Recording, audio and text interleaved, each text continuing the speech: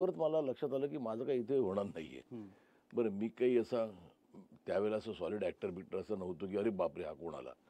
त्यामुळे मी म्हटलं तर काय बरं हिंदीत तर काय आपली ओळख नव्हती.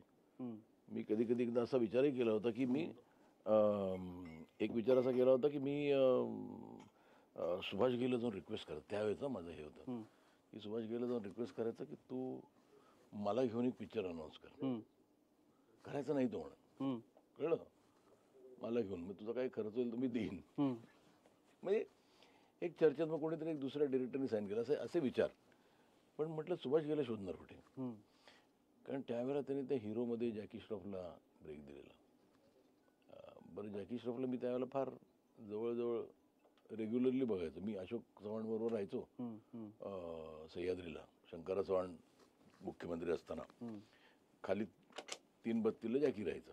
तेव्हा जाता येत आपला तो तसंच होता. तर म्हटलं रे हा बनवू शकतो तर मी काय नाही. पण काही नाही काही झालं नाही.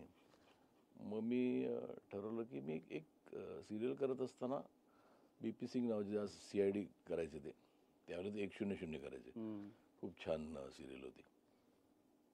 त्यांना असेच करायला लागलो आणि ते करता करता मी विचार केला म्हटलं नको इथे खूप चान्स नाही आपल्याला. आपण एक डिरेक्शनमध्ये जाऊ. बरं डिरेक्शनमध्ये जाऊ तर ब्रेक कोण देणार. मग आपलेच पैसे टाकून मी आई बनवलं.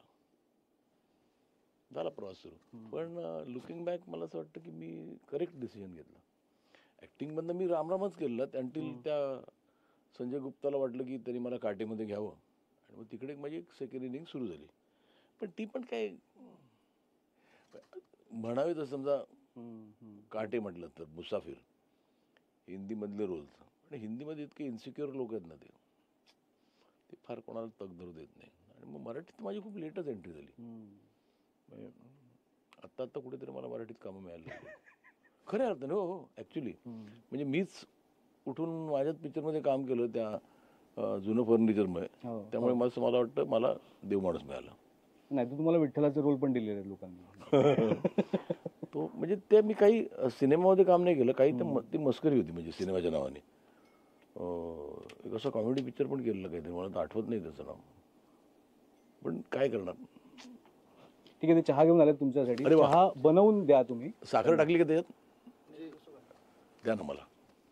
बनवून द्या तिकडे. बनवून द्या तिकडे बनवा आणि इकडे घेऊन साखर टाकून द्या. तर आपला विषय तुमच्या ऍक्टिंगचा चालू होता. पण आता तुमचं एक वेगळंच इनिंग सुरू झाली आहे. दशावतार आणि देवमाणूस बघितल्यानंतर असं जाणवत आहे. आणि तिकडे दक्षिणेत तर तुम्ही वेगवेगळे म्हणजे असे रोल आहेत ठग लाईफ मधला की यंग एज मधले पण महेश मांजरेकर आहेत त्याच्यामध्ये आणि ओल्ड एज मधले पण आहेत. हा आता अभिनयाचा प्रवास किती एन्जॉय करताय तुम्ही. नाही फार म्हणजे आता मी देवमाणूस एन्जॉय केला दशावतार एन्जॉय केला कारण काहीतरी करायला होतं. बरोबर. नाही तर अर्ध्या दिवस साऊथच्या फिल्ममध्ये काही आता मी तो कोली केला त्याच्यात काय मी नव्हतो. का होतो मी म्हणजे मला का घेतला असं मला वाटायला लागलं. नाही म्हणजे मला घेतल्याचा आनंद कारण पैसे मिळाले चांगले. पण असं कधी कधी वाटतं ना की काय करायचं जाऊन तिथे. आता एक माझा कन्नड सिनेमा येतोय तो डिसेंबरमध्ये रिलीज होईल. त्यात चांगला माझा रोल आहे. त्यामुळे रोल असेल तर काम करायला मजा आहे. नाही तर काय. Thank you so much. आणि मोबाईलवर दिसत नाहीये. ते एक आपल्याला कमेंट आलेत की मोबाईलवर दिसत नाहीये. लॅपटॉपवर दिसतंय सगळ्यांना. तुला चहा. नाही असू दे मी नंतर घेतो.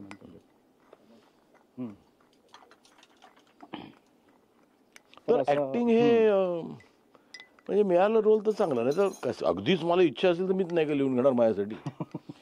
जसं मला हे लोकांना हे व्हेरी क्लिअर करायचं आहे की मी हा जो सिनेमा केला जुनं फर्निचर हा मी माझ्यासाठी लिहिला नव्हता सिनेमा. हा मी हिंदीत लिहिलेला आणि मला त्यात नसिरुद्दीन शाहच हवे होते आणि ते ग्रेट ॲक्टर आहेत आणि मी त्यांना ऐकवला पण होता आणि त्यांना भयंकर आवडला होता. पण ते काय ना हल्ली हिंदीचं काहीतरी गणितच वेगळं आहे. तो मला कोणी प्रोड्युसरच मिळेल ना आणि मग मला एम्बॅरेसिंग व्हायला लागलं. मी 2-3 वेळा मला नसीरजींचा फोन आला की रे इतना अच्छा स्क्रिप्ट आहे कभी करेंगे. बराच वेळ तसं पूर्ण तर म्हटलं ती एक लाईन कुठेतरी एक थॉट कुठेतरी गेला तर मला तो काय होईल. म्हणून मी तो मराठीत लिहिला. मग मी 2-3 नावं विचार केली कोणाला विचारूया. पण ते इतक्या शॉर्ट नोटीसवर करायचं होतं ना. म्हणजे मी सचिन खेडेकरला त्याच्यात 5 दिवस येतो. ते पण 5 दिवस मी कसे मिळवले मला माहिती. मग मी म्हटलं जाऊ दे आपण ट्राय करू. म्हटलं केलं. बरं आपण त्या आई चित्रपटाबद्दल बोललो तर मला एक उत्सुकता म्हणून विचारतो की त्यावेळेला तुमचा जो पहिला सिनेमा होता आणि त्यामुळे रिलीजची उत्सुकता, त्याचं टेन्शन, कट्टू पुन्हा शिवाजीराजे भोसले हा सिनेमा याचसाठी केला होता अट्टहास. तो रिलीज होत असतानाचं अप्रूप राहिलंय, टेन्शन आहे, काय फरक पडलाय? इनफॅक्ट मी म्हणतो ना, आई ज्या वेळेला रिलीज झाला ना, तर मला अजिबातच टेन्शन नव्हतं. म्हणजे मला ते काही माहितीच नव्हतं, हिट फ्लॉप. आपण एक पिक्चर केला, रिलीज करू. बरं, पैसा एकूण एक माझा होता. त्यामुळे ते एक वेगळं टेन्शन असतं की तुम्ही कुठेतरी रिस्पॉन्सिबल फील करता की कोणीतरी पैसे टाकलेत, बरोबर, तो काय म्हणेल, बरोबर. तर ते उगाच एक टेन्शन असतं. त्यामुळे आईला ते टेन्शन नव्हतं, निदानला तर नव्हतं, कारण तो पिक्चर कमर्शियल नव्हताच. मी आणि माझ्या निर्माते जे होते आर.व्ही. पंडित, खूप मस्त माणूस, त्यांनी पण मला कधी हे सांगितलं नव्हतं की तो कमर्शियली चांगला जावा म्हणून काहीतरी कर. तो HIV झालेल्या एका मुलीबद्दल होता तो, त्यामुळे तो सब्जेक्ट इतका सिरियस होता आणि मला तो मांडायचाच होता. आणि मला बरेच जणांनी त्यावेळेला मला ऑफर आली की आई हिंदीत डिरेक्ट करायची. तर मी म्हटलं नाही रे, एकदा झालं तर डिरेक्ट करणं. तर मी विकले ते राईट सगळे, पण निदान मला करायचंच होतं. आणि त्यामुळे तेव्हाही टेन्शन नव्हतं. टेन्शन सुरू झालं वास्तवपासून. अच्छा, वास्तव तुमचा बनलाच सिनेमा टप्प्याटप्प्यामध्ये. टप्प्याटप्प्यात म्हणजे 1.5 वर्ष बंद होत असताना झाला, 1.5 वर्ष बंद. तर इंडस्ट्रीने सगळ्यांनी सांगितलं की हा झाला बंद. तो जेव्हा झाला कम्प्लीट, आणि म्हणजे खूप हर्डल्स होते त्याच्यात. म्हणजे कसा झाला पिक्चर आमचं आम्हाला माहिती. आणि पहिल्या शोला, म्हणजे आता पहिला असा सिनेमा कमर्शियल तसं म्हटलं तर, बरं हिंदी ऑल इंडिया लेवल, मला अजूनही आठवतं. मी पहिला शो सत्यम सुंदरम सचिनम नावाचं थिएटर होतं बर्लीला, सत्यममध्ये बघितला. मी माझ्या डेअरिंग पण नसेल आज जायची. मी असं बाहेर थांबलो, इंटरव्ह्यूला जी लोकं आली ना, त्यांचे रिॲक्शन झालं, मला जरा हायसं वाटलं. मग तिथून मी मराठा मंदिरला गेलो. मराठा मंदिरला पण तरी एक पोटात होतंच की काय आपलं काही चुकलंय का. 6च्या शोला प्लाझाला आलो, ते येईपर्यंत पिक्चर संपला होता. 1-2-3 माणसं बाहेर पडत होती, एखादं हां मस्त आहे, म्हणजे असं पण नाही ओव्हरवेल्मिंग की का खूप चांगला पिक्चर. तर मी म्हटलं फसलं बाबा आपलं. तिथून एक सिनेमॅक्स नावाचं थिएटर होतं गोरेगावला. सिनेमॅक्स आणि सिनेस्टार हे मल्टिप्लेक्स काही नव्हतं याला. पण सिनेमॅक्स असं बाकीच्या थिएटरपेक्षा ते थिएटर चांगलं होतं, त्याचं प्रोजेक्शन चांगलं होतं. आणि मी तिकडे बसलो, मी तिथे आत उभं राहून बघितला पिक्चर. काही लोक खूप होती, बघितला आणि तो पिक्चर बघितला आणि ती रिॲक्शन बघितल्यावर मी म्हटलं बस झालं, आता काय टेन्शन नाही. मी तिकडे बाहेर आलो, मला अजूनही वाटतं तिकडे बाहेर ना काहीतरी कन्स्ट्रक्शन चालू होती, जशी वाळू टाकलेली. मी तिकडे बाहेर आलो, त्या वाळूत झोपलो. म्हणजे इतकं ते काय म्हणतात त्याचं प्रेशर गेलं. आणि त्यावेळेला काय नंतर येत गेले सिनेमे एका पाठोपाठ एक. पण प्रेशर रिलीजच्या आधी असतं, म्हणजे त्याला काही अगदी 2 दिवस राहिले म्हणजे आता खूप आहे. खूप आहे. त्याचं कारण पण वेगळं आहे. हा पिक्चरच जवळजवळ मला वाटलेला हा साधारण 7.5-8 कोटीत होईल. हा होईपर्यंत माझा साधारण 13 कोटी झालेला पिक्चरचं बजेट. आणि त्या प्रोड्युसरनी खरंच, म्हणजे त्यांनी काहीच मला कंप्लेंट केली नाही. त्यांनी ही गेम मी फ्री हँड. आणि मी त्याला म्हटलं मला काय कळलंच नाही, म्हणजे ती करता करता क्राऊड वाढत गेला. फक्त प्रेक्षकांच्या माहितीसाठी 13 कोटी म्हणजे आपण त्याला बिग बजेट म्हणू शकतो. हो, मराठीतलं बिग बजेट मराठीच्या दृष्टीने विचार केला तर. हो. आणि त्यात मी सांगतो ना की शिवाजी महाराजांचं आणि त्याच्याबरोबर आलेला त्याचा घोडा, हे 2 घोडे शूटिंगला, त्या घोड्यांचंच माझं बिल 19 लाख रुपये. बापरे. म्हणजे मला नवीन 4 घोडे घेता आले.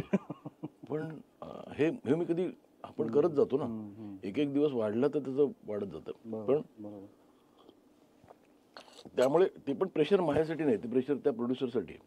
कारण त्यांनी इतके चांगले प्रोड्युसर मिळणं नाही, म्हणजे शोधून मिळणं नाहीत, तितके करेक्ट प्रोड्युसर मिळाले. काही न कंप्लेंट करता त्यांनी दे वेंट ऑल आउट. म्हणजे मी कधी त्यांना फोन बिन केला तर तेच मला सांगतो, हे काय प्रेशर घेऊ नको, मस्त होणार आहे, काय टेन्शन घेऊ नको, काय काळजी घेऊ नको. त्यांच्यासाठी मला प्रेशर आहे. हे चांगले प्रोड्युसर मिळाले तुम्हाला, पण या आधीचे प्रोड्युसर होते ते कोर्टात गेले आणि मग त्यामुळे टेन्शन वाढलं होतं त्या काळात. परत काय नेमकं घडलं होतं? म्हणजे नाही घडलं. काय झालं होतं की मी शिवाजीराजे भोसले बोलतोय सिनेमा मी लिहिला. माझा खूप आवडता सिनेमा आहे तो, आणि तो झाला. म्हणजे कसा झाला काय मला कळत नाही, झाला तो खूप चालला. पण हा सिनेमा जेव्हा मी केला त्यावेळेला माझ्या म्हणजे काय त्याच्या मनाच्या चौकटीत पण कुठे तो सिनेमा नव्हता की आपल्याला तसा काही सिनेमा सिक्वल करायचा आहे किंवा त्याची सिक्वल होऊच शकत नाही. सचिन खेडेकरला जेवढा वापरायचा तेवढा वापरून घेतला. कळलं. म्हणजे ते त्याच्यात मला काही सुचतच नाही. म्हणजे असंही नाही की त्या प्रोड्युसरने मला दोनदा विचारलं पण काहीतरी होऊ शकतं का. मी ट्राय पण केला होता. तो म्हणाला की काही मजा नाही आ रहा है. तो ठीक आहे.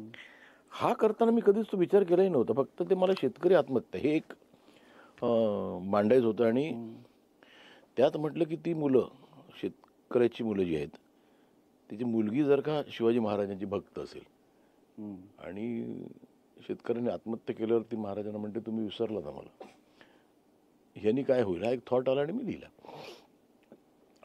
सी काय असतं की आता त्यांनी पिक्चर केला, त्यांनी राईट्स असेल त्यासाठी रिमेकचे, प्रिक्वलचे, सिक्वलचे, आणि ते कोणी नाकारत नाही. तुझे आहेत तुम्ही बनवा, तुम्ही पण चांगले मित्र होते. मला फोन करून विचारलं असताना काय भाऊ, मी तिकडेच सांगितलं असतं. कोर्टाचे बाकीचे, आणि त्यांनी त्याच्या भीतीपोटी त्यांनी थोडंसं कॉशियस व्हावं, ह्यालाही माझं काही म्हणणं नाही. कदाचित मी असो तिकडे मी बोललो असतो रे काय बाबा पिक्चर, पण मी विचारलं असं झालं काय बाबा पिक्चर जो करतोय त्याला. ठीक आहे, बेटर सेन्स. म्हणजे आता झालं कोर्टात ते झालं सगळं. आणि माझा कॉन्शियन्स क्लिअर आहे ना. म्हणजे मला कधीच आवडलं नसतं की मी माझ्याकडे सिक्वलचं राईट्स नसताना हा पिक्चर करावा. आणि हे मी मला वाटतं माझ्या पहिल्या इंटरव्ह्यूपासून बोलत आलेलो आहे की ह्या सिनेमाचा आणि त्या सिनेमाचा काही संबंध नाही. 1680 नंतर शिवाजी महाराज आज आले म्हणून पुन्हा शिवाजीराजे बसले. आणि त्या सिनेमात सचिन खेडेकरला फक्त दिनकर सचिन खेडेकर हिरो होता, त्याला फक्त शिवाजीराजे दिसत आहेत. हो. आता ते काय आहे की ह्याच्यामध्ये तसं नाही. नाही ह्याच्यात सांगतो मी. सचिन खेडेकर मी लिहिताना, मी रायटर ना, माझं वर्षन सांगू का मी. सचिन खेडेकर ला महाराज दिसतात, ते येतात, ते खरे आहेत का त्याच्या डोक्यातले आहेत, हे ॲम्बिग्युअस आहे. हे ambiguous. It can be his conscious speaking, it can be his alter ego speaking, ज्यांना मी शिवाजी महाराजांचं रूप दिलं. बरं, त्या पिक्चरमध्ये बघशील तर ते शिवाजी महाराजांपर्यंत बातमी पोचते कुठे आहेत, ते का वाड्यात आहेत, म्हणजे किंवा गडावर आहेत. आता माणूस जे मरतो कुठल्या गडावर थांबत नाही, पण सचिन खेडेकरच्या डोक्यात ते कुठून येत आहेत, गडावर नेत आहेत. त्यांनी त्याचे डोक्यातले शिवाजी महाराज येतात.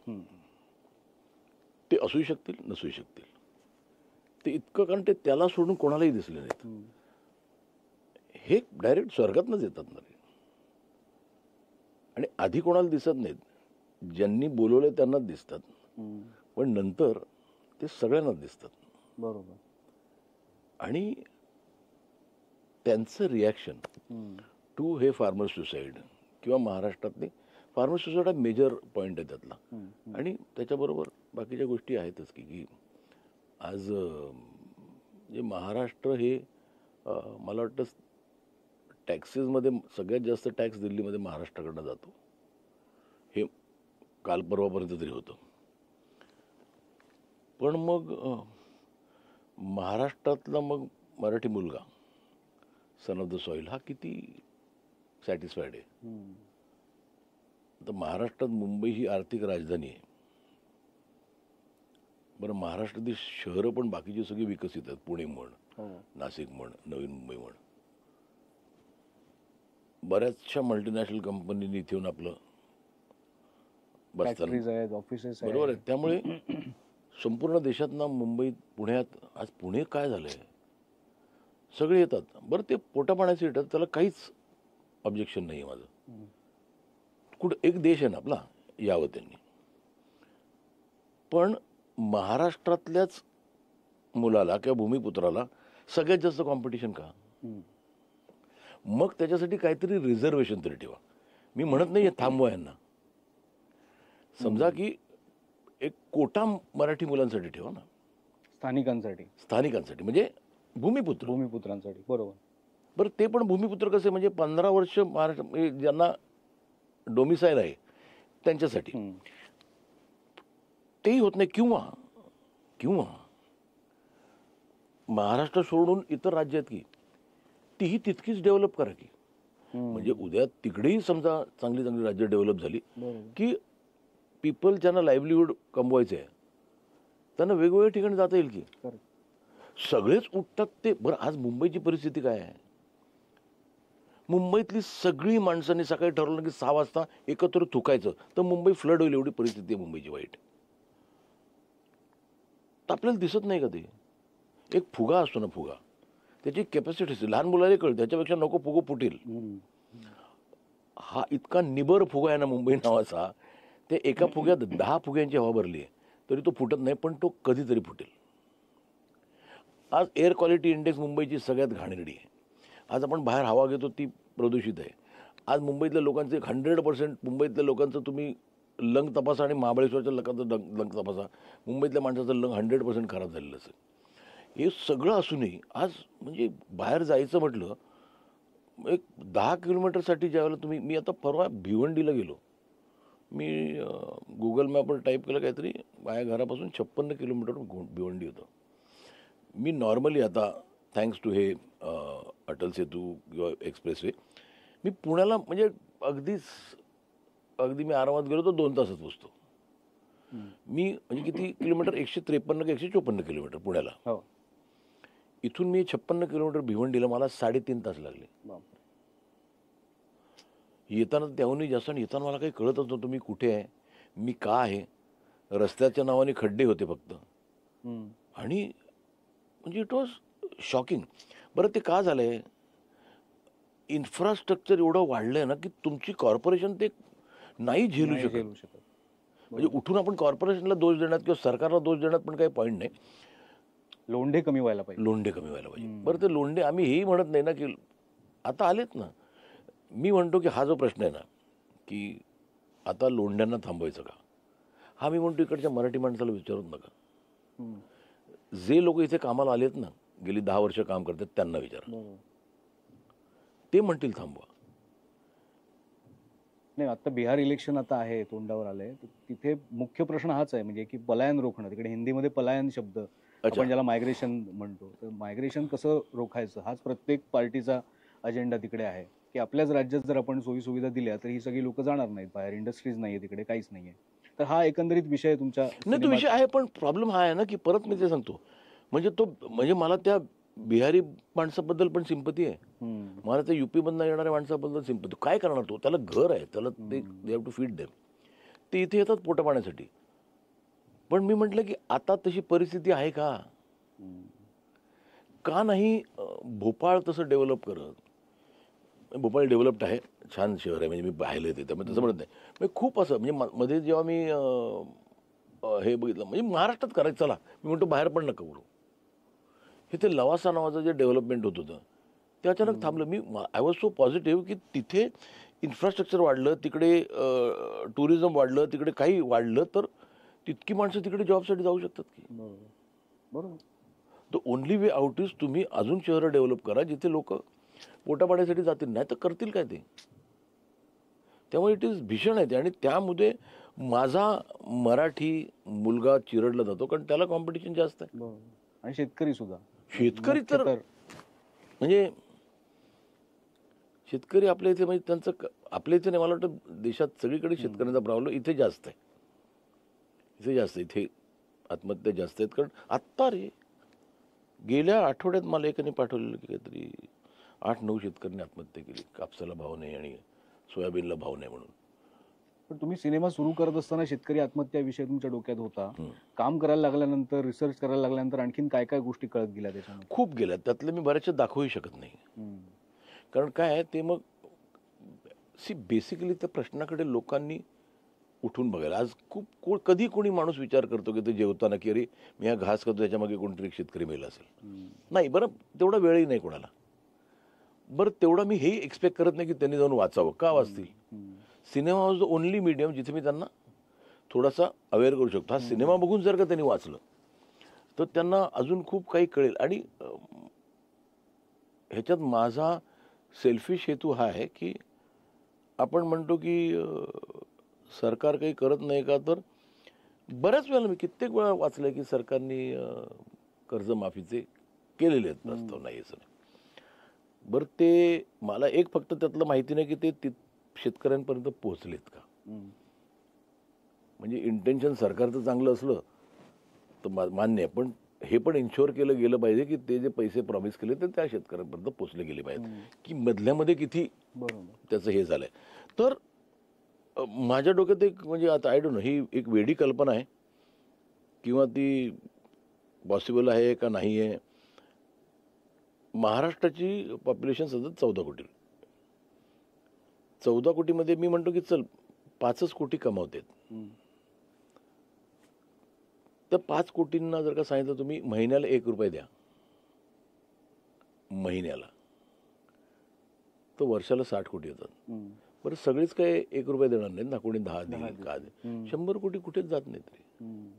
ते अवेअर करा ना लोकांना कुठेतरी एक, आणि ते कसे ते पैसे व्यवस्थित शेतकऱ्यांपर्यंत पोचतील याचं जर का केलं तर आपण एक चला 50% पण आत्महत्या. आज ॲव्हरेज 8 आत्महत्या होतात महाराष्ट्रात, ज्या नोंद आहेत, म्हणजे बाहेर येत नाहीत ते सोडा, पण मी म्हणतो चल तेवढ्याच होतात.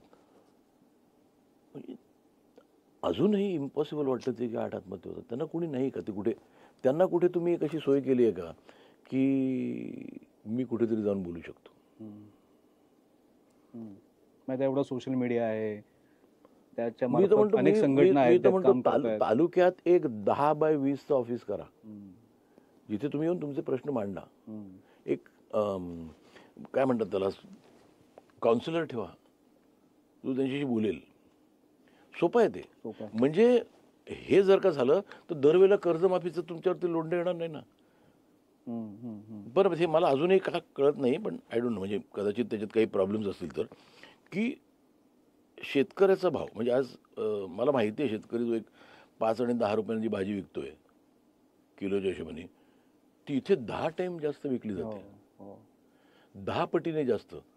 मग त्याला जर का त्यालाच भाव मिळाला तर ते का नाही कोणी करत, मला काही अनेक वर्ष आपल्याकडे सुरू आहे. आणि ते अशक्य आहे का. म्हणजे माझं म्हणणं आहे की हा जो पैसा वाचेल ना, मग शेतकरी सदन झाला तर तुम्हाला कर्जमाफी करायला येणार नाही. तेच पैसे हे मार्केट, गव्हर्नमेंट कंट्रोल्ड मार्केट का नाही करत की तुम्ही तिकडे जाऊन, आहे सगळं आपल्याकडे एपीएमसी आहे, पण ते मग काय होतं, का होत नाही, प्रॉब्लेम आहेत त्याच्यामध्ये. म्हणजे मी बघितलं ना किती शेतकरी आपले टोमॅटो फेकून दिले रस्त्यावर, दूध ओतून टाकले रस्त्यावर. म्हणजे काय लेवलचं त्यांचं फ्रस्ट्रेशन असेल की नको आम्हाला भीक. हॉरिबल. पण म्हणजे बऱ्याच अशा गोष्टी आहेत की ज्या म्हणजे ज्याची जाणीव लोकांना व्हावी, हा उद्देश तुमचा हा या पिक्चर मध्ये. थोडेसे सेन्सिटिव्ह व्हा. आपणही हा विचार करू दे की आपल्या एक घासामागे कोणतरी शेतकरी आहे जो उभा आहे. आता ह्याच्यावरती मी ती मुलगी एक वाक्य म्हणते की 5 वर्ष कोणीच, हे शक्य होणार नाही, पण हे लोकांना कळू दे की अख्ख्या जगातल्या शेतकऱ्यांनी ठरवलं की आमच्या घरच्यांसाठी जेवण आम्ही हे करणार, तर काय कराल तुम्ही. बरं, काय आहे ना की अजून तेच जे प्रोग्रेस झाला ना शेतीमध्ये, की नवीन नवीन तंत्रज्ञान आलं आहे, उपकरणं आली आहेत, ती आपण अजून तिथेच आहोत. आपला शेतकरी अजूनही बैल घेऊन नांगरतोय, आपला शेतकरी अजूनही पावसावरच अवलंबून राहतोय. तर ते इस्रायल काय प्रगतीवर माहिती आहे का शेतीमध्ये. इस्रायलचे अनेक अभ्यास दौरे केलेत आपल्या राजकारण्यांनी, वर्ष केले, पण राजकारण्यांनी करून काय होत नाही ना रे. तेच तर म्हटलं की ते कोणीतरी इम्प्लिमेंट होत नाही, शेतकऱ्यांना सांगून करा ना. म्हणजे आता पाण्याचा प्रश्न आहे ना तो, म्हणजे आता इतकी वर्ष होऊन पण ते, म्हणजे मला ते शॉकिंग आहे. म्हणजे मी कधी कधी बघतो ना, म्हणजे साधारण मे महिन्यात 4-4 किलोमीटर जातात तरी बायका पाणी आणायला. म्हणजे आत्ता ह्या काळात मार्च आणि एप्रिलमध्ये काय अवस्था असेल आपण विचार करू शकतो. आत्ताच जर ही परिस्थिती त्यांच्या, आणि मग ते म्हणतो ना की ते आत्ता नसेल आता महाराष्ट्रात, आता पाणी खूप आलंय, खूप पाऊस पडला, ते शेतकऱ्यांना पण पुन्हा मारलं त्याने. पण माझं म्हणणं आहे की ते आज जे मी एका फार्मला गेलेलो कोकणात, कुडाळला, तर त्याने पाणी मुबलक होतं, म्हणजे त्याचा काही प्रॉब्लेम. असं लेकवरच त्यांनी फार्म हाऊस बांधलं, 33 एकरची जमीन आहे, पण इतकी सुंदर त्यांनी मेंटेन ठेवली आहे. आणि त्यांनी काय केलंय, कसं इन्कम वाढवायचं त्याची झाड आहेत तिकडे. त्यांनी टीक लावलंय एका ठिकाणी, म्हणजे उत्पन्न देऊ शकेल.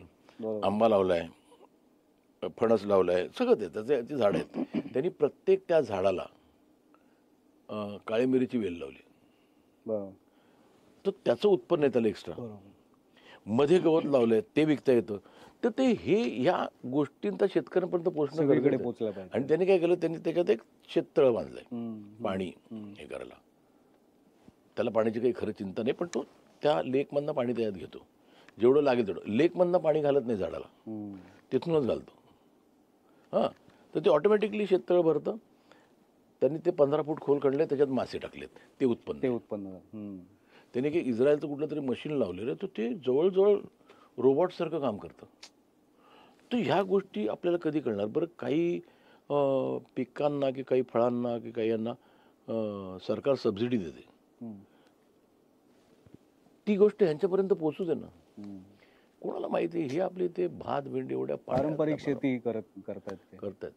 तर ते म्हणजे शेतकऱ्याच्या मुलाला, मी म्हणतो शेतकऱ्याला का, चला शेतकऱ्याच्या मुलाला तुम्ही प्रवृत्त करा की त्यांनी शेती करावी, की मला कुठेही जायची गरज नाही, मला शेतीमधनं तेवढं उत्पन्न मिळेल. ते आपण करतच नाही. तो शेतकऱ्याचा मुलगा, माझ्याकडे 2 मुलं घरात काम करतात, त्यांची गावाला 10 आणि 15 एकर शेती आहे. ते जायचंच नाही म्हणतात, तिथे जायचंच नाही. मग तिकडच्या शेतकऱ्याच्या मुलाला कोणी मुली देत नाहीत, की कोण काय करतो, शेतकऱ्याचा मुलगा नाही देत. बरं, मुलींची लग्न करायची तर तिला काय द्यायला ह्यांच्याकडे पैसे नाही. म्हणजे इट इज पथेटिक. म्हणजे मी जो पिक्चर केलेला बनवायचा विचार केला ना, पण रिसर्च केल्यावर मला ते जास्त अंगावर आलं. आधी आपण म्हणतो ना शेतकरी मरतोय, पण ते डीप रूटेड एवढं आहे ना. मी बऱ्याच वर्षांनी लाईव्ह करतोय. आता तुमच्याशी बोलत असताना मला एक असं वाटलं की मी न्यूज चॅनलमध्येच आहे आणि खूप सिरियस शेतकऱ्यांच्या विषयावर म्हणजे सिरियसच चर्चा आहे. पण हा सिनेमा जो आहे पुन्हा शिवाजीराजे, तर तो आता 2 दिवसांनी रिलीज होतोय. तर त्यामुळे त्याच्यात त्यांनी नेमके कुठले प्रश्न मांडले ते त्यांनी सांगितलं. वर्षभरापूर्वी जेव्हा तुम्ही आला होता, तर तेव्हा आपल्या मुलाखतीचं थंबनेल असं होतं की मराठी मुलगा हा भारताचा स्टार का होऊ शकत नाही, असं तुमचं एक वक्तव्य होतं. तर आता ते तुम्ही बोलल्यानंतर वर्षभराचा काळ गेला. त्यानंतर कंतारा सारखा सिनेमा आला, रिषभ शेट्टी त्याच्यामध्ये. म्हणजे लोक जे नेहमी पॅन इंडिया स्टार म्हणतात, ही परिस्थिती आपल्याकडे बदलण्यासाठी काय करायला पाहिजे असं तुम्हाला वाटतं? तू एक्झॅक्टली राईट प्रश्न विचारलास, की आता ना हे जे हिंदीचे सपोजली स्टार होते ना, आता नावं घेत नाहीत, सगळ्यांना माहिती कोणकोणते आहेत. आज त्यांची हालत सगळ्यांचीच वाईट आहे. पुढचं पिक्चर कसं जाईल कुणी गॅरंटी देऊ शकत. एक काळ असा होता की हम लोग पिक्चर में म्हणजे ऑडियन्स नाही येत. आज लोक धनुष सारखा एक हिरो पॅन इंडिया एक्सेप्ट करतात. आज रिषभ शेट्टी ज्यावेळेला मी कंटाराचं ट्रेलर पाहिलं, म्हटलं ह्याला एक्सेप्ट करतील का रे स्टार म्हणून. अगदी कॉमन मॅन, तुझ्या माझ्यासारखा एक कुठेतरी रस्त्यावर 10 मधले 9 लोक तशी असतात असा माणूस येतो. म्हणजे हिरो आपल्याकडे ते हिरो तसा तो काही नाही, तो कॉमन मॅन आहे. त्याला कंटारामध्ये एक्सेप्ट केला. कंटारा 2नी तर त्यांनी छप्परच उडवले, जवळजवळ छप्पर उडवले. म्हणजे तरी मी तर म्हणतो की कुठला तो नाटो पिक्चरचं नाव काय, तो RRR मध्ये तरी ज्युनियर NTR आणि तो रामचरण आणि प्लस राजामौलीचा सिनेमा. हो, हा रिषभ शेट्टी एक खांबी तंबूत, त्यांनी जो काय तो तंबूतला बांबू टाकला ना सगळ्यांमध्ये, आपल्याला मी फिदा आहे त्याच्यावरती. कॉन्फिडन्स बघ त्याचा. तो पिक्चर आज कदाचित बाहुबलीपेक्षा मोठा होईल. हॅट्स ऑफ आहे. म्हणजे हे कुठेतरी एक पॉझिटिव्ह पण आहे. लोकांना आज जी लोक म्हणायची नाही रे हे आपलं नाही शक्य, आहे शक्य. तर ते आता कसं शक्य झालं? आज रिषभ शेट्टीला कोणी नाही ओळखत असं नाही, अल्लू अर्जुनला या देशात कोणी नाही ओळखत असं नाही, पण आपल्या ललित प्रभाकरला का नाही ओळखत? All over look wise better than most of them, acting wise better than most of them, सगळ्या बाबतीत चांगलं आहे ना ललित आज या हिरोपेक्षा. तरी का नाही एक्सेप्ट करत? त्याचं बेसिक कारण आहे की आपण आपला काय म्हणतात त्याला, ती शेल सोडून बाहेर पडत नाहीये. आणि एक चला आपण आतापर्यंत म्हणजे आपले कलाकार की आपले नाही प्रेक्षक नाही, प्रेक्षकांना दोष देण्यात काही पण नाही. आपलं सगळ्यात मोठं काय म्हणतात त्याला अनफॉर्च्युनेट आपण आहोत की महाराष्ट्रात 100% लोकांना हिंदी कळतं, हम्म. 100% लोकांना. त्यामुळे ते म्हणतात की अरे हा 5 कोटीचा पिक्चर बघण्यापेक्षा मी 200 कोटीचा पिक्चर बघेन. दुसरी गोष्ट म्हणजे काय असतं की आज कन्नडाची परिस्थिती तीच होती, पण तमिळ तेलुगूमध्ये काय होतं, ते आपली टेरिटरी महाराष्ट्र एवढीच आहे, एवढीच. परदेशातले मराठी माणसं पिक्चरच्या नादाला लागत नाहीत. ते म्हणतात कधी आला आपण ह्याच्यावरती काय त्यांच्या ऍप वरती तर आपण बघूया, OTT वर कारण कोणी रिलीज पण करतं. तरी त्यांनाही होतात परदेशात काही shows नाही, नाही, मराठीचे ते होतात, आता व्हायला पण लागले. ते- अरे बरं, त्यांनाही दोष देण्यात काही पॉईंट नाही. कोणी जात नव्हतं ना पिक्चर घेऊन, हो बरोबर.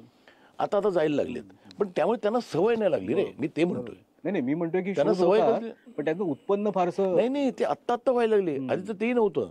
मग ते काय करणार, पिक्चर कुठे बघणार. मग ते बरं, ती सवय लागली ना त्यांना. आता OTTची सवय लागली आता. OTT नाही, असे पण येतात ना ते पायरेटेड. हो, अरे पिक्चर लागला तर दुसऱ्या दिवशी जगातले सगळे पिक्चर असतात ह्याच्यावर. त्याचं ऍप आहे त्याचं काहीतरी. हा. हो हो. तर ते त्यामुळे ते तो एक आपल्याला टेरिटरी नाही महाराष्ट्र. तेलुगूला पण फक्त तेलुगूच टेरिटरी होती काही वर्षापूर्वी, हो. पण तेलुगूला बाकी काही नव्हतं. हिंदीला ते शिरायला पण देत नाहीत. Same with Tamil, same with Malayalam. तिकडची लोक हिंदी, बरं मग आपले हिंदीवाल्याने काय केलं, अच्छा तू माने नाही देते म्हणून त्यांनी त्या भाषेत डब करून रिलीज करायला लागले. तर ते त्यालाही हाकलून लावलं त्यांनी. त्यामुळे ते हिंदीच्या बरं टेक्निकली ते खूप स्ट्रॉंग होते, कारण त्यांचे बजेट चांगले होते, कारण तिकडे बघायचं पिक्चर. मराठी आणि कन्नडा हे दोनच पिक्चर असत होते की ज्यांना कन्नडामध्ये पण तेलुगू आणि तमिळची दादागिरी असत होती. मराठीला काय म्हणजे हे कळत नाही की ह्या जगात एकच माणूस आहे ज्यांनी दाखवलं की पॅन इंडिया करा पिक्चर. त्याचं कोणी बघितलंच नाही. ते तमिळवाल्यांना नंतर कळलं, तेलुगूवाल्यांना नंतर कळलं, पण सगळ्यात आधी एका मराठी माणसाला कळलं होतं. त्याचं नाव होतं व्ही शांताराम. बरोबर. म्हणजे एवढं ग्रेट आपल्याला हिस्ट्री आहे. त्या माणसाने माणूस, कुंकू, अमर, डॉक्टर कोटेच अमर कहाणी, हे सगळे पिक्चर त्यांनी मराठी हिंदी भाषेत केले. तेव्हा त्याला कळलेलं. पिंजरा पण त्यांनी हिंदीत केला होता. पण हे इथे म्हणजे आपल्याला कळलं नाही. जाऊ दे, आता आपण यांच्याकडनं शिकतोय. आज कन्नडाची परिस्थितीच होती की नाही. कन्नडाने काय केलं, कंटारा केला, KGF केला आणि कंटारा आता चॅप्टर 1 2 केला. हो. सडनली त्यांचं मार्केटच ओपन झालं. आता बरं आपल्याकडे सगळं चांगलं आहे, टेक्निशियन चांगले आहेत, ॲक्टर चांगले आहेत. संहिता तर आपल्याला म्हणजे समजा आपल्या साहित्यात गेलो ना, पण बजेट. द प्रॉब्लेम इज आपण एक असा पिक्चर करा जो ह्यांच्यासमोर उभा राहील, काय म्हणतात त्याला टेक्निकली, तो 100% पॅन इंडिया जाऊ शकतो. जर का ऋषभ शेट्टी हे प्रूव्ह करू शकतो ना, तर आपल्या इकडचा एक कुठलाही नवीन येतो की का नाही आकाश टोसरनी धनुष बरोबर उभं राहावं. त्याचं पण तेवढी हे राहू दे की आपल्याला what we need to do is असा एक सिनेमा बनवा. आणि त्याची सुरुवात एकनीच होते ना, त्यांनी झाली की त्याला so many people will get confidence.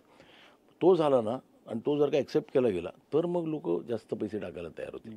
आता तेच आहे. म्हणजे मला लोक येऊन सांगतात ना की सर पिक्चर करणे का हमको, अच्छा 2.5-3 में. तर मी म्हटलं तुम्हाला का, म्हणजे ते 2.5-3 तरी का तुम्हाला हे जाणार, म्हटलं मी तुमचे हे 100% जाणार. हे म्हटलं तुम्ही बँकेत टाका, कारण तुम्ही पहिलाच तुमचा विचारच छोटा आहे. 2.5-3 मध्ये टाकणार म्हणजे तुम्ही PNA काय करणार, पब्लिसिटी कधी करणार. बरं त्यांना ते माहितीच नसतं. पण आता हे कलाकाराबद्दलचं आपण म्हणतोय, तुम्ही त्याच दृष्टीने सिद्धार्थ बोडकेकडे बघताय, त्याला त्या पद्धतीने घडवण्याची गरज आहे किंवा तसं त्याला स्कोप आहे पुढे असं वाटतंय? सिद्धार्थ बोडकेच नाही, मला असं वाटतं की मी हळूहळू त्या ठिकाणी जाणारच आहे. कोणी असू दे मुलगा, मग तो मला तेच म्हणतो, मी ललित प्रभाकरने असं करावं पिक्चर जो तिथेही बघितलं जाईल. सिद्धार्थ बोडके हा का नाही कोणी त्याला बिहारमध्ये एक्सेप्ट करणार किंवा का नाही कोणी त्याला पंजाबमध्ये एक्सेप्ट करणार. ॲक्टर तो पार एक्सलन्स आहे सगळ्यांपेक्षा. आणि ती हिंदीची दादागिरी तुटते ना, त्याचा मला आनंद जास्त आहे. ह्यांनी काय केलं आतापर्यंत, दादागिरी करून स्टारच्या जीवावर सिनेमे केले, कंटेंट नव्हताच. अख्खी इंडस्ट्री इज स्टार ड्रिव्हन. हिंदीने स्वतःच्या जे काय पायावर धोंडा मारून घेतला तो स्टार ड्रिव्हन आहे. त्यांना हे कळत नाही की it should be a writer driven and a director driven industry. आज तो प्रूव्ह होतोय की आज ज्यावेळेला मला एक 12th फेल सक्सेसफुल होतो ना, त्यावेळेला माझा एक ऊर भरून येतो की आज जेव्हा लापता लेडीज, आता ह्यांचं काय म्हणणं आहे, लापता लेडीज कितना घ्या, ते काय मला माहित नाही किती, 30-40 करोड घ्या. पण त्यांना कळत नाही रे, तो 10 कोटीत केले ना रे. बरोबर. म्हणजे तो चौपट चाललाय ना पिक्चर. आणि त्यातल्या कलाकारांची चर्चा होते ना, ती कलाकार पुढे Exactly. आणखीन पुढच्या सिनेमामध्ये Exactly. ते छाया होणं- कदम सारखी अभिनेत्री आज आपल्याकडे. गेली ना सगळीकडे. प्रश्नच नाही. तर ते इथे माझं आता ते काय माहिती ना, पण काय ते आता वेळ नाही ना फार राहिला. 1 वर्ष 1.5 वर्षात सिनेमा बंद होणार.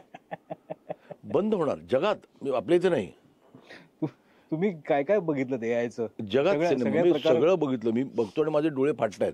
बरं 6-6 महिने 8-8 महिने, बरं हे मला सगळ्यांना सांगणं आहे. म्हणजे काय होतं की खूप लोक आहेत ना ज्यांचं पोट आहे याच्यावरती, त्या सगळ्यांना सांगावं वाटतंय की बघा, आत्तापासून प्लॅनिंग करा की तुम्ही तिकडे काय करणार आहात. अचानक ते आलं ना तर ते कुठे जातील रे. बाकी सगळे ठीक आहेत रे, प्रोड्युसर, डायरेक्टर, ऍक्टर, त्यांना काही प्रॉब्लेम नाही. आज माझ्या सेटवर काम करणारा लाईटमॅन, आर्ट डिरेक्टरवाला, तो काय करेल. डिरेक्टरला पण प्रॉब्लेम आहे. डिरेक्ट आता पण कमवले ना त्यांनी, ना आपल्याला काय. पण हा जो माझा गरीब वर्कर आहे ना, त्यांनी काय करायचं. बरोबर.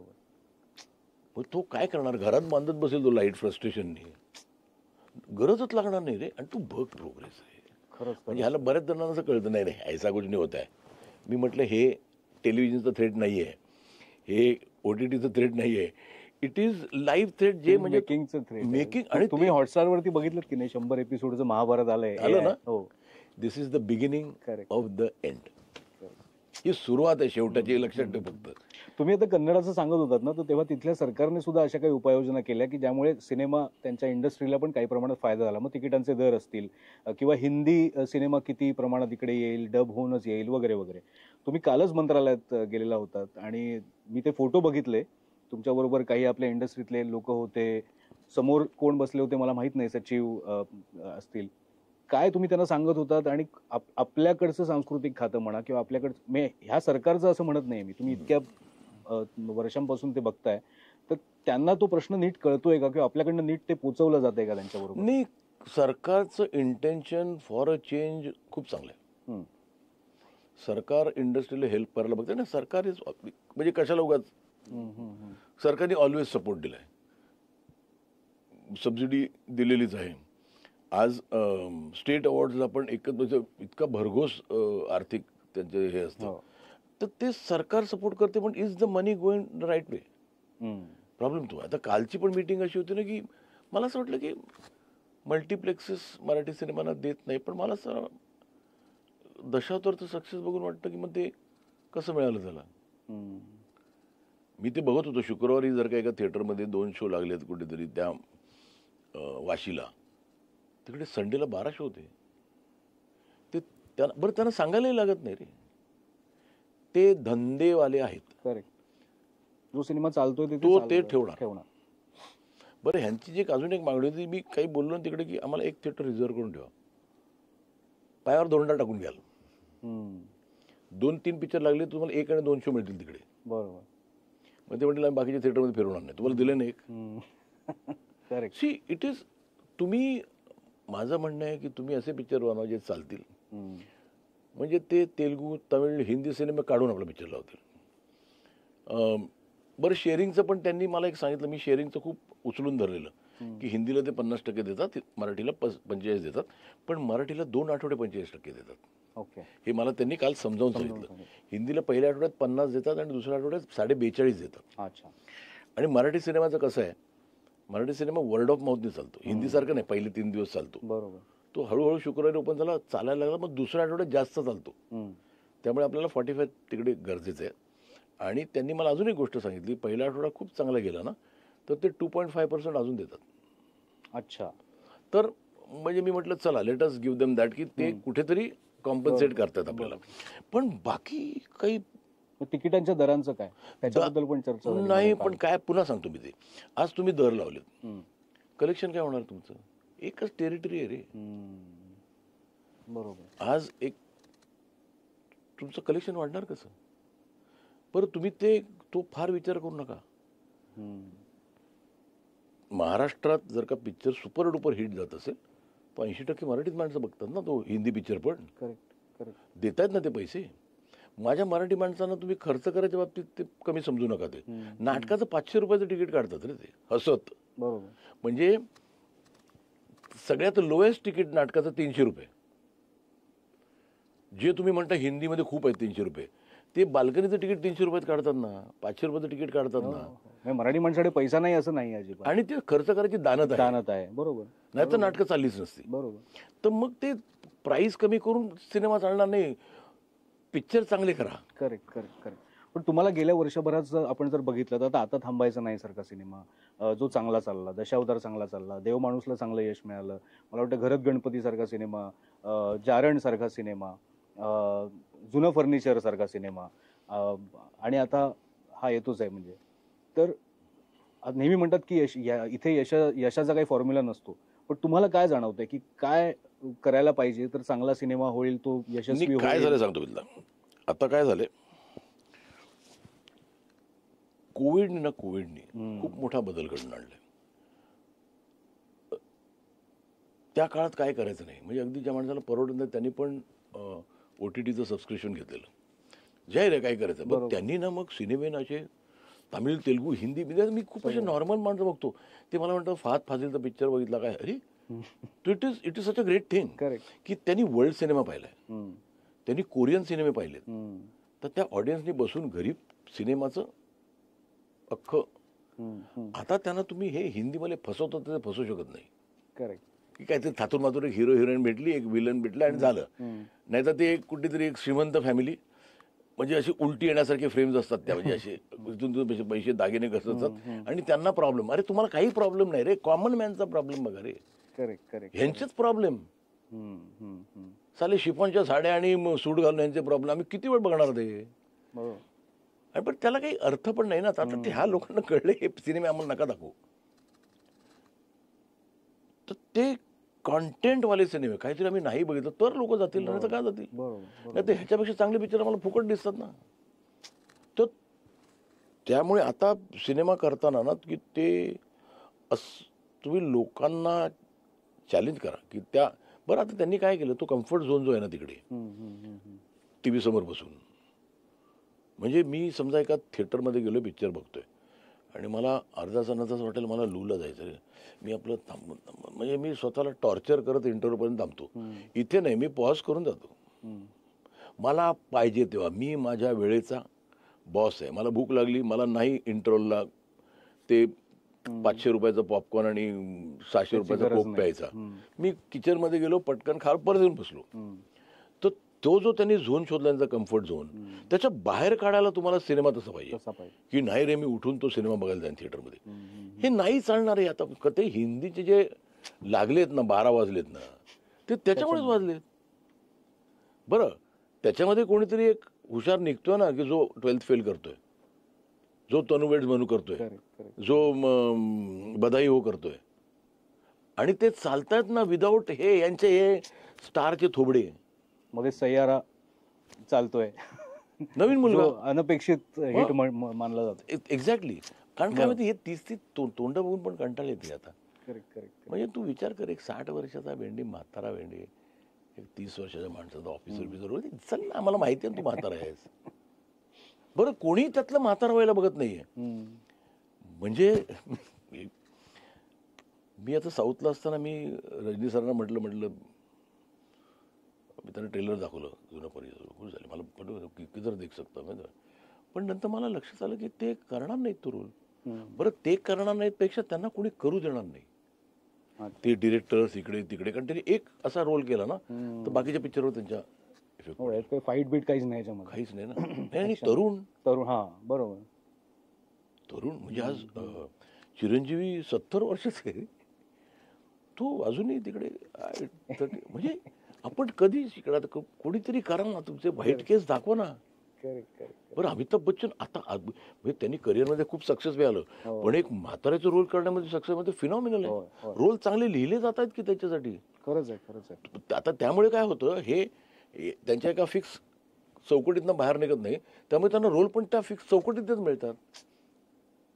आज यांना जे रोल मिळत नाहीत ना, कारण ह्या हिरो मी एक मारामारी करेल का, तर आता अजूनही लव्ह स्टोरी करतात रे. म्हणजे हे आता आता काय म्हणतात त्याला, रिटायर व्हायच्या लायकीत आहेत, पण ते अजूनही मुलीबरोबर नाचतात बिसतात. ते म्हटल्यावर मला असं वाटतं की हे सगळ्यात विराईल माणसं मला वाटतं हिंदी सिनेमातच आहेत अख्ख्या जगातली. खरं. ठीक आहे, आपण हे आता सिनेमाबद्दल बोललो, मराठी, हिंदी, दाक्षिणात्य सगळेच. पण तुमच्या एका नवीन आणखीन एका इनिंग बद्दल बोलायचं आहे, ते म्हणजे नाटकाची इनिंग.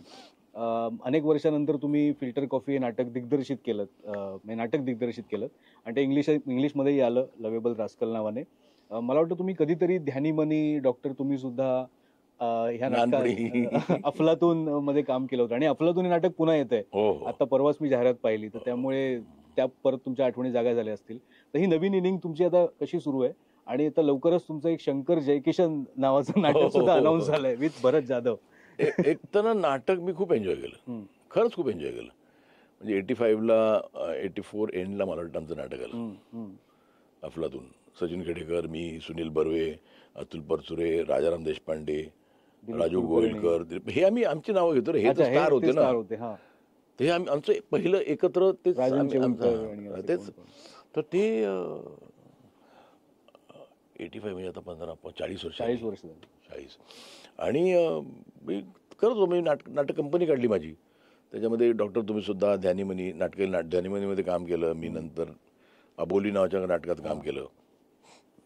तर ते नाटक म्हणजे मला कंपल्सरी सोडावं लागलं विथ सिनेमा, कारण ते काही शक्यच नव्हतं. आणि त्यावेळेला नाटकं म्हणजे 24/7 चालायची, दिवसाला 3-3 शो. तर मला पण नंतर मला कुठेतरी एक आणि आता मी म्हणलो ते 1.5 वर्षानंतर, मी ती 1.5 वर्षानंतरची इनिंग्स आता करतोय. नाटक थांबणार नाही, नाटक कधीच थांबणार नाही. बरोबर. नाटक कधीच थांबणार नाही, आणि त्याचं फॅसिनेशन ऍक्टरला कधीच जाणार नाही, जो केलंय ते. डायरेक्ट सिनेमात आलेले त्यांना काही ते विचार नको. पण ते हे नाटक मी जे केलं फिल्टर कॉफी, हे मी लिहिलेलं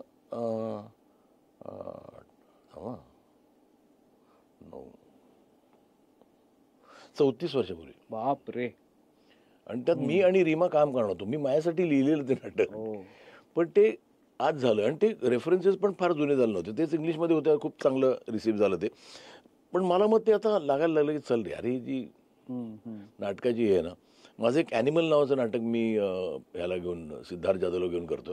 खूपच वेगळं नाटक, आणि ते मी खूप फॅसिनेटेड आहे. तो एकटाच आहे त्याच्यात, आणि ते करण्यात मला खूप इंटरेस्ट. एक ॲक्टिंग आता स्टेजवर करायची अशी इच्छा होती. व्यक्ती आणि वल्लीमध्ये एक कॅरेक्टर तुम्ही करायचो, ते मध्ये मध्ये करायचो. पण आता हे पूर्ण नाटक. तर मला 2-3 नाटकं चांगली ऑफर झाली. मला विजयने एक ऑफर केलं मला.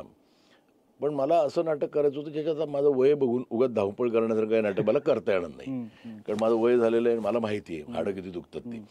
तर मी त्याच्यात अचानक भरतने मला विचारलं एक नाटक करूया का. बरं, भरत माझा ह्या जगातला सगळ्यात फेवरेट ॲक्टर आहे. ऑल द वेज पासून, एकांकिका बघितल्यापासून. करेक्ट.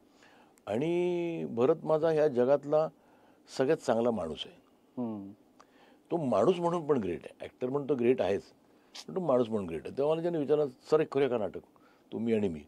म्हणजे मला असं लहान पोराला कसं वाटतं की आता चॉकलेट द्यायचं, तसं मी म्हटलं अरे चल भरत, एकतर त्याच्याबरोबर स्टेज शेअर करणं, आणि माणूस तर तो ग्रेट आहेच रे. म्हणजे काय. आणि यंग डिरेक्टर आता. एक्झॅक्टली. विराजच नाही डिरेक्टर, विराजने लिहिलंय. अच्छा, विराजने लिहिलंय. तो दुसरा जो मुलगा होता त्यात काम करणारा, तो डिरेक्ट करतो. आणि शिवानी तुमच्या बरोबर आहे, डांगसळे. आणि ते वाचलं तरी मला खूप आवडलं. म्हटलं करू, छान. आणि दुसरी गोष्ट काय आहे ते त्यांनी मला नाव सांगितलं, त्यांनी काहीतरी टायटल ठेवलं. तर मी असं बसलेलं, म्हटलं टायटल सजेस्ट करू का. म्हटलं शंकर जयकिशन. तर त्यांनाही आवडलं, मलाही इतकं आवडलं ते टायटल. शंकर आणि जयकिशन नावाचे 2 मित्र. आणि मी बघू आता विराजला सजेस्ट केलंय की म्हटलं तू मध्ये मध्ये शंकर जयकिशनची गाणी वापर, ते इतकं छान नॉस्टॅल्जिया होईल ना त्या नाटकाला. बघू आता, इट्स अप टू हिम. म्हणजे त्यांनी लिहिलंय, त्यांनी डिरेक्ट केलं. आपल्याला मी एक आपली आगाऊ पण एक सजेशन केलेली आहे. पण ते काय नवीन वर्षात येईल आता? नाही, डिसेंबरमध्ये येईल.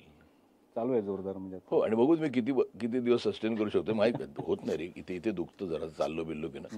तर ते नाटक ठीक आहे, मी काही फार धावपळ नाही करणार नाही मी. ठीक आहे सर, मी आपण अजून बराच वेळ बोलू शकतो, पण तुम्हाला इथं जायचं आहे आणि मला तेच तुम्हाला आज पहिला शो बघणार लोक. हो, म्हणजे पहिल्यांदा लाईव्ह बघितलं लोकांनी आणि थँक्यू तुम्हाला ह्याच्यासाठी म्हणायचंय की इंडिया ऑस्ट्रेलियाची मॅच सुरू असताना सुद्धा ती सोडून तुम्ही आला तिकडे. ते पावसाने, नाही तर मी चालू होतं माझं बघणं.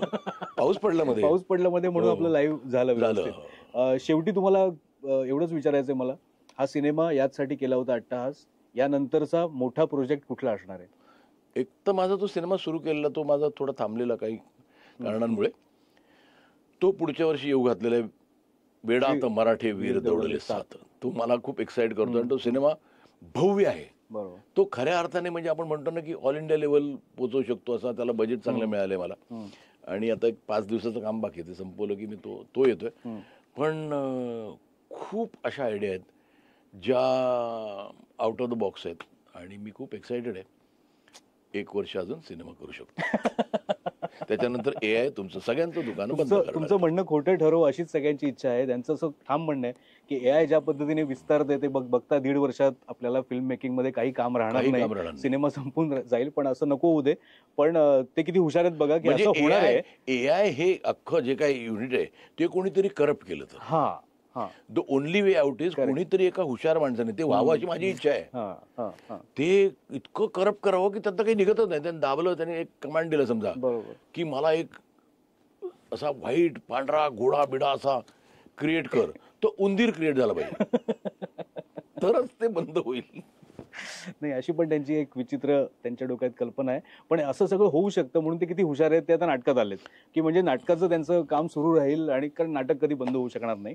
तर सध्या जर तुम्हाला पुन्हा एकदा शुभेच्छा देतो. या सिनेमासाठी 2च दिवस राहिलेत. याचसाठी केला होता अट्टहास, पुन्हा शिवाजीराजे भोसले. आणि हा सिनेमा येतोय 31 तारखेला रिलीज होतोय. तर आपण सगळ्यांनी तो जाऊया, थिएटरमध्ये बघूया. सतत त्यांनी ते आवाहन केलं की OTTवर सगळ्यांना सवय लागली सिनेमा बघायची, पण हा सिनेमा OTTवर बघण्यासारखा नाहीये, मोठ्या पडद्यावर बघण्यासारखा आहे. तर आपण सगळ्यांनी तो बघूया. आणि सर, शेवटी जाता जाता मी परत प्रेक्षकांना सांगेन की पहिल्यांदा लाईव्ह केलंय, कसं वाटलं ते तुम्ही नक्की सांगा. चॅनल सबस्क्राईब करा. आणि हल्ली आता नवीन एक आलंय की तो चॅनल हाईप पण करता येतो. तर कसा हाईप करायचा तुम्हाला या व्हिडिओच्या खालीच दिसेल, तर तेही तुम्ही करा. अच्छा, हे नवीन आलंय की चॅनल हाईप करा म्हणून. आणि तुमचं पॉडकास्ट आम्हाला आता बघत राहायचंच आहे. शिकवते. अहो, तुमच्या पॉडकास्टमुळे बाकीच्याच गोष्टी हाईप होतात. खूप हाईप झाल्या. त्यांनी मला काहीतरी द्यावं आता.